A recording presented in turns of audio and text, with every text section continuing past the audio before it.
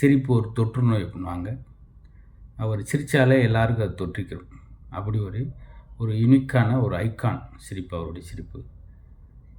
பெரும் மதிப்பிற்குரிய நான் கலக்கு பெயர் நிகழ்ச்சியில் பங்கெடுக்கிறப்ப முதல் ஜட்ஜாக நீதிபதியாக இருந்தவர். அவரோடு 7 ஆண்டு காலம் அதே கலக்கு பெயரில் ஆரம்பித்து அசத்த பெயர் அது ஒரு 4 ஆண்டு காலம்.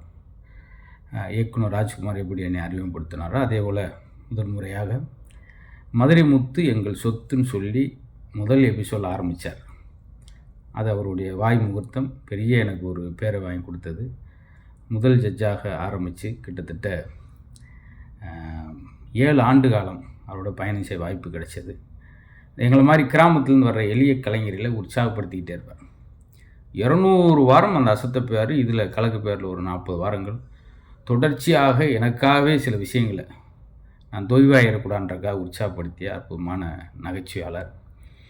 நல்ல படிப்பாளி, வாசிப்பு திறன் உள்ளவர், இசைக்கலைஞராக இருந்து தான் வாழ்க்கையை தொடங்கினார். அவங்க பொண்ணும் அவங்க பையனுமே நல்ல ஒரு பாடகர். மதுரைக்கு போகாதடி என்ற பாட்டை கூட அவங்க பொண்ணு தான் பாடியிருப்பாங்க. என்னால் வீட்டுக்கெலாம் அழைச்சிட்டு போய் விருந்து கொடுக்குற அளவுக்கு நான் அவனுடைய ரசிகன் ஐயா அப்படின்னு சொல்கிற பெருமைப்படுவார். அது எனக்கு அந்த வயசில் ஆரம்ப காலகட்டத்தில் ஒரு நடிகர் சொல்லும்போது பெரிய உற்சாகமாக இருந்தது.